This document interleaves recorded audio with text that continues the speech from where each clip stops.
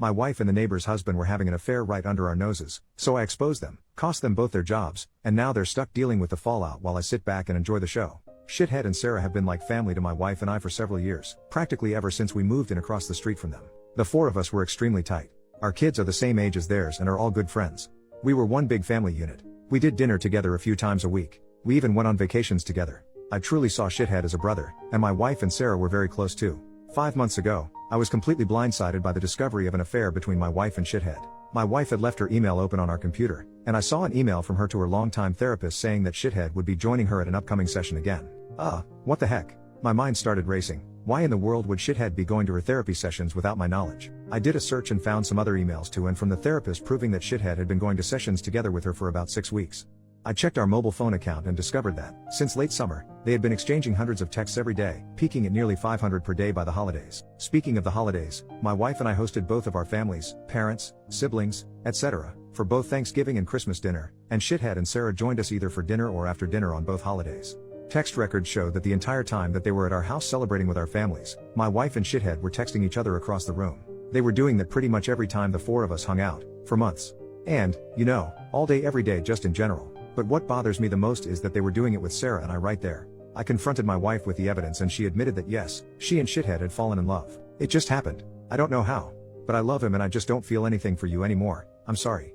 They had gone on a school district trip together, something had happened in her hotel room, and things had moved quickly from there. She explained, as I lay face down on the couch, unable to look at her, that they had already made plans to move out and divorce me and Sarah, and while they didn't plan to move in together immediately because of the kids, they'd probably do so eventually. The meetings with the therapist were supposedly mostly for the purpose of finding a way to break this to me and Sarah as gently as possible, because they were so very concerned for our well-being. Sarah and I are fairly certain that they weren't planning on telling us about the affair at all, and were simply going to discover their feelings for one another several months down the line, after they'd come up with some other reason to divorce the two of us.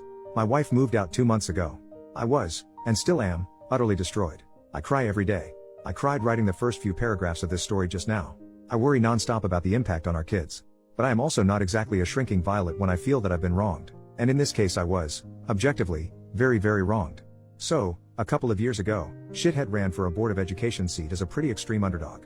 I helped him with his campaign materials and debate prep, and my wife, a well-known school district employee, this becomes important later, got the word out as best she could. Much to our surprise, he actually won in a squeaker, by just a few dozen votes. Being on the board became the center of Shithead's world. He joined every committee that he could. This turned into the foundation of his affair with my wife, as they were constantly going to school events and meetings together on evenings and weekends. Once I discovered the affair, my thoughts turned pretty quickly to revenge, and it occurred to me that an extramarital affair between a member of the Board of Education and an employee of the school district was at least bad politics and possibly violated district policy. Making things far worse for them was that my wife was in the running for an open administrative position, and everyone knew that she was more or less guaranteed the job and the major pay raise that came with it. She had just finished her master's degree in school administration, at the urging of her principal and the superintendent, so that she could be promoted to this specific position. I had plenty of evidence of the affair, like texts from both of them admitting to it, text records showing that they were texting hundreds of times a day, emails to and from the therapist, etc. I considered simply emailing all of the evidence to the board and the superintendent, but felt like I, as the grieving betrayed spouse, might not be seen as a credible source. So instead, I invented a fictitious furious friend who was planning on showing up to the next board meeting and publicly shaming the two of them for their affair. I told my wife that I'd tried to talk this person down but couldn't guarantee that they wouldn't show up and humiliate them publicly. As I expected, this led Shithead to conclude that the only option was for him to preemptively admit the affair to the board. The superintendent subsequently recommended that Shithead resigns, which he did. Sarah said that he was utterly humiliated and crushed, and barely got out of bed for a few days afterward. Once word of the affair and Shithead's resignation started getting around, the superintendent, a longtime friend of both my wife and Shithead, contacted my wife and tearfully informed her that it was no longer politically appropriate for her to be promoted to an administrative position within the district. The position that had been lined up for her was later filled by an outside candidate. This sent waves of confusion and rumor throughout the district, as it was pretty well known that my wife was getting the job. The day after she was informed that she wasn't getting the promotion, my wife and I, despite our crumbling marriage, took our son out to breakfast together on his birthday, and a parent stopped by our table to congratulate her on her new role. She said, "Thanks," then excused herself to go cry in the bathroom for a while. I let the dust settle for a couple of weeks, and then, right before my wife moved out, let them in on my little secret. There was never a furious friend threatening to expose them in the first place. It was just me. Word of all of this has gotten around our fairly small town, which Shithead grew up in and my wife has worked in for nearly 20 years.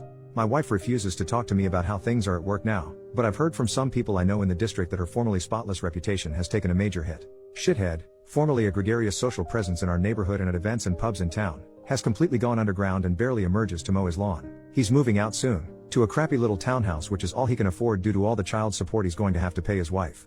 My wife and Shithead claim that they plan on trying to make things work together, despite all the public humiliation. I wish them lots of luck with that. I'm sure it will be a lot of fun to show their faces together in town. Relevant comments. Commenter, are you and Sarah a thing now? You should totally be a thing, that would be awesome. No. We're friends. We've been incredibly important to each other since this all started and have certainly gotten a lot closer, but not in the way everyone's thinking. This would all be so much harder to deal with if I didn't have her to lean on, and she says she feels the same way about me. We're going through basically the exact same situation with the same players, after all. Shithead hasn't moved out yet. Once he does, we plan to go back to getting the kids together more often like they used to. It'll never be the same, of course. She already does come over with the kids from time to time, but it's just tough with Shithead's constant presence across the street. Commenter, didn't your revenge hurt both sets of kids? Not really. Shithead has a day job. The Board of Education was his hobby and his passion, but this didn't affect his income at all. And my wife has been assured that if she wants to pursue an administrative position with another district, she'll have glowing letters of recommendation from her superintendent and principal. It'll mean giving up a lot of work relationships in the process, but given the hit her reputation has taken, I'm guessing she makes that jump sooner rather than later. In the meantime, not moving to an administrative job means that she still has summers off with the kids. Commenter, why didn't you notice all of the texting your wife was doing? Well, I did. It was really starting to piss me off. It was excessive. She has a big social circle and does tend to text a lot anyway, but it was really getting over the top, to the point where she was completely ignoring me and the kids. At one point in November I asked her to agree to a no phones at the dinner table rule, which she agreed to reluctantly but then would pout through dinner, and eventually she just started using her phone during dinner again. All that said, I was blind. Not only was the texting getting weird, but her relationship with Shithead was starting to make me uncomfortable. Sarah noticed it too and agreed. We confronted them a couple of times about it directly and they both swore up and down that it was just school stuff that they were talking about. There was nothing else going on. And for whatever reason, we believe them, probably because the mind tends to refuse to see things that it doesn't want to see. Update 3 years later, I've been getting a surprising number of requests to post an update to this story. Where to start?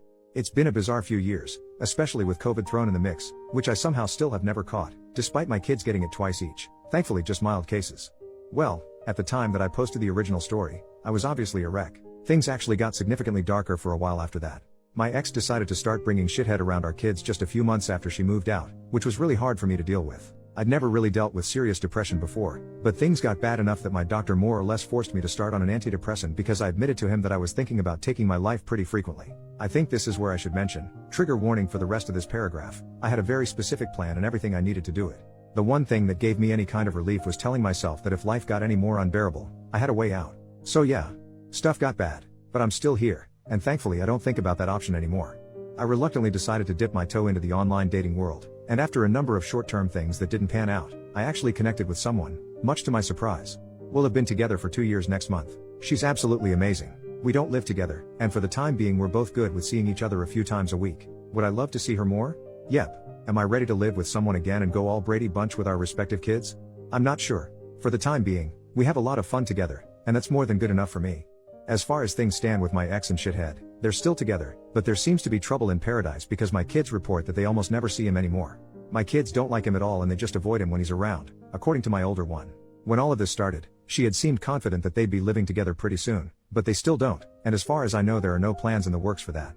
They did buy a boat together, which I find hilarious for some reason. It just seems like the classic affair couple thing to do.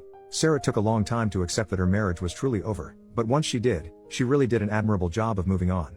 She engrossed herself in home improvement projects, she remains the same incredible mom that she's always been, and she's been in a friend with benefits type relationship, which is all she wants right now, with a nice, funny guy for almost 2 years. We hang out here and there, especially when my pool is open in the summer. We aren't nearly as dependent on each other as we were in the beginning, but we're still close friends. And no, still nothing more than that, which I'm glad about because the one thing this situation definitely never needed was more drama. My ex left the school district she was working for and took a job in a neighboring district. I have no idea what Shithead is up to, nor do I care. I hardly ever see him except at the occasional school event. For a while there, I was worried that he'd look at me the wrong way and I'd wind up in jail for knocking him out in an elementary school cafeteria or something, but I just don't care enough about him anymore for that to be a concern. So, all in all, life is pretty okay right now. I do miss being a family. I still have nightmares about all of this stuff and deal with intrusive thoughts at times. I fall asleep to audiobooks now to keep those thoughts at bay, otherwise I still struggle to sleep sometimes. But my girlfriend is amazing. I have an incredibly supportive family. I just officiated my sister's wedding a couple of months ago, and I have a big dog who needs lots of walks and that's a huge help for me on so many levels. I hope that update answered people's questions. Thanks again for all of the support.